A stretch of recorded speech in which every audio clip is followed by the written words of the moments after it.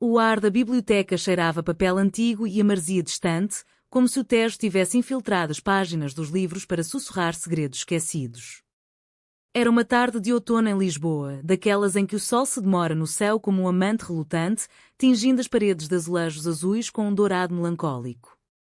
No canto mais escondido da Biblioteca Nacional, onde as estantes se curvavam como ombros cansados de velhas histórias, Inês soltou um suspiro que ecoou mais alto do que pretendia. O clube de leitura, aquele refúgio improvável de almas inquietas, estava prestes a começar, mas algo no ar parecia carregado, como o prelúdio de uma fadista antes de rasgar a voz. Eu não aguento mais fingir, murmurou ela, os olhos castanhos fixos no exemplar amarelado de Os Maias de Eça de Queiroz, mas sem ver uma única palavra. As outras mulheres ao redor da mesa redonda, um círculo de confidentes unidas pelo amor às letras e pela solidão partilhada, ergueram os olhares, surpresas.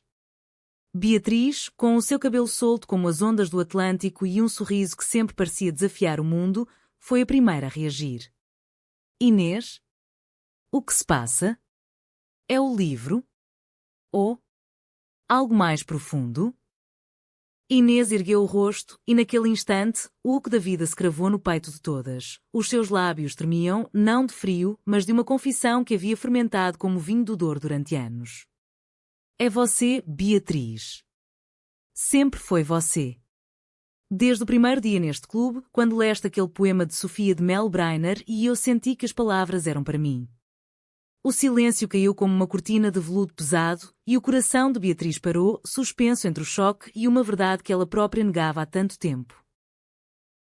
Assim começou tudo, num sussurro que abalou as fundações de uma amizade tecida em noites de debates acalorados sobre Camões e Fernando Pessoa, em cafés escondidos no chiado onde o aroma de pastéis de nata se misturava ao fumo de cigarros clandestinos. Inês, de 28 anos, era a filha de um professor de história reformado, crescida nas ruas íngremes de Alfama, onde o fado ecoava das janelas como lamentos ancestrais. Alta e esguia, com sardas salpicadas no nariz como confetes de uma festa esquecida, ela carregava nos ombros o peso de uma família conservadora, católica até aos ossos, que via o amor como um contrato selado na igreja de São Jorge. Beatriz, aos 30, era o oposto. Uma designer gráfica freelance, com raízes no Porto mas transplantada para Lisboa em busca de horizontes mais amplos, o seu apartamento no bairro Alto um caos criativo de telas e livros empilhados. De pele oliva e olhos verdes que pareciam capturar a luz do mar, ela era a rebelde, a que questionava as tradições com um riso fácil, mas que, no fundo, temia o julgamento dos seus, uma família de vinicultores no Douro que ainda esperava um casamento arranjado. O clube de leitura, fundado por uma viúva excêntrica chamada Dona Amélia, uma senhora de 70 anos com um colar de pérolas falsas e uma paixão por romances proibidos, era o seu santuário. Toda quinta-feira, elas se reuniam, Inês e Beatriz, mais 2 ou 3 mulheres de idades variadas, devorando páginas que falavam de amores impossíveis, de sociedades hipócritas, de almas que se perdiam e se encontravam nas margens da norma. A literatura é o único lugar onde podemos ser livres, dizia Dona Amélia, acendendo uma vela perfumada com essência de laranja, evocando os pomares do Algarve.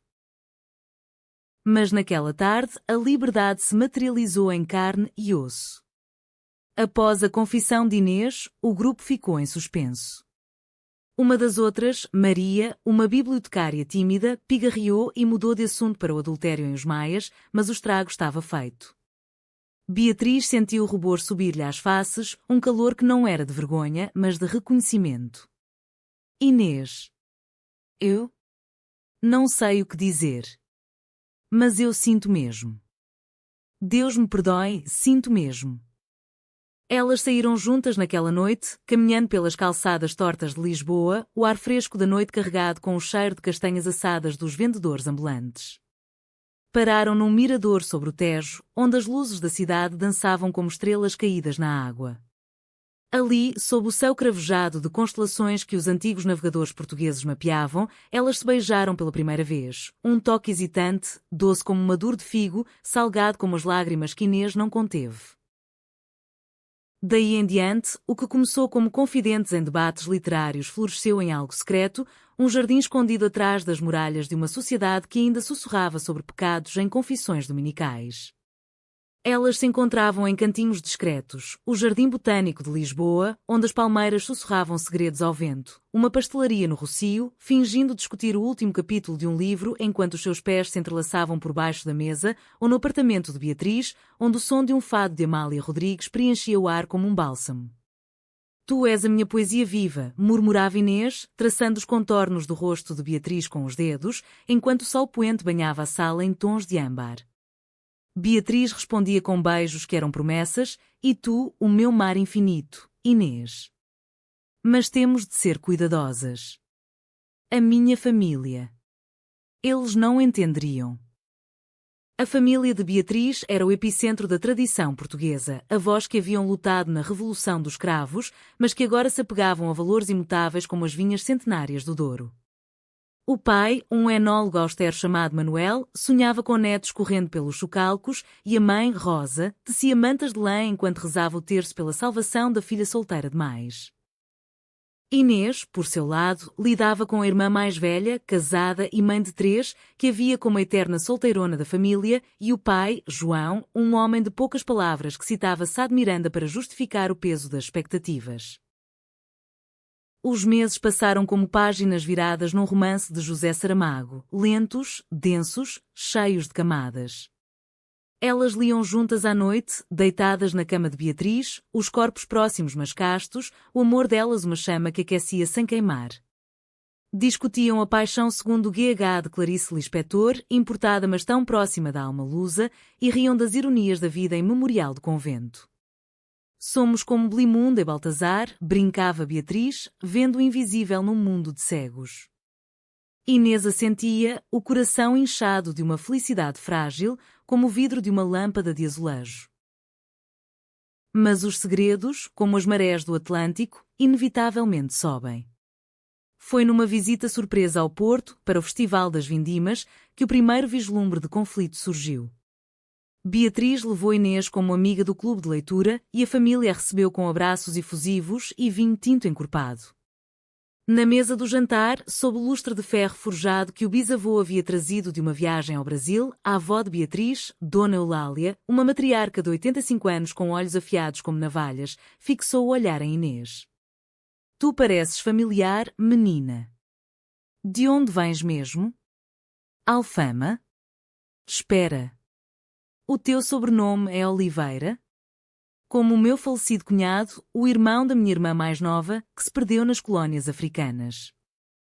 Inês congelou, o copo de vinho tremendo na mão. Sim, Dona Eulália. Meu avô era de Moçambique, mas a família é de Lisboa. O jantar prosseguiu, mas a semente da dúvida foi plantada. Beatriz, alheia, entrelaçou os dedos com os de Inês por baixo da toalha bordada, um gesto de âncora num mar incipiente de incertezas. De volta a Lisboa, o idílio continuou, mas agora tingido de sombras.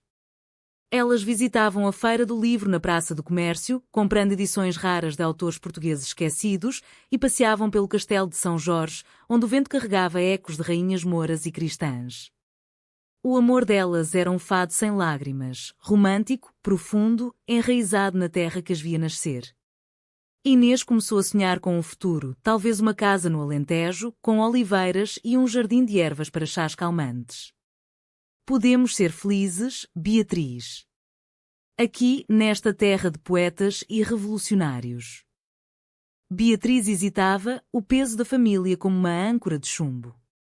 Eu quero, Inês. Mais do que tudo. Mas o segredo. Ele corrói. O clube de leitura tornou-se o seu confessionário.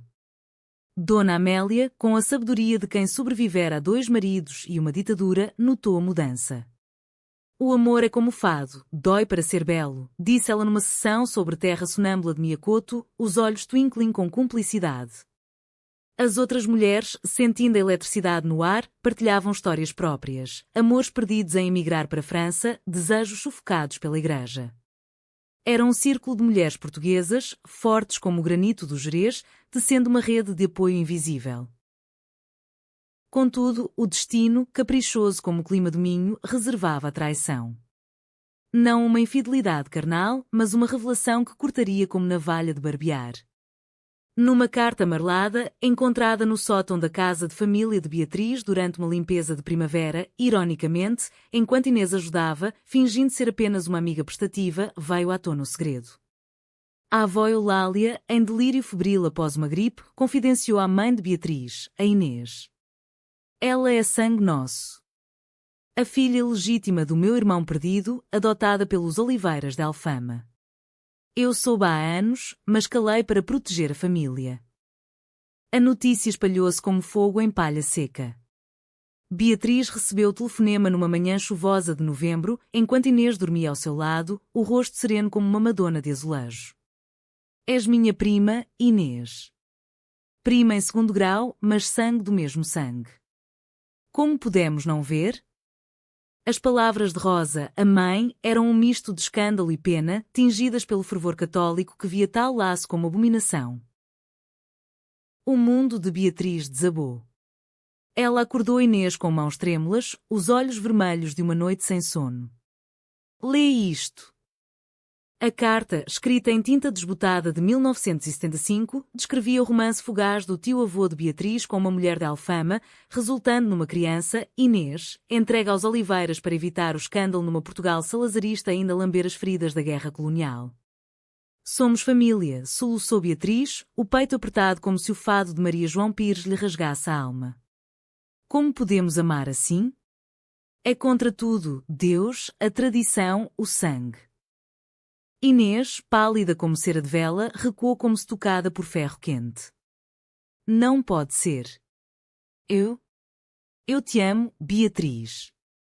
Isso não muda nada. Mas mudava tudo. O choque inicial deu lugar a um vórtice de emoções, culpa, nojo de si mesma, uma traição involuntária ao laço sanguíneo que as unia de forma tão cruel.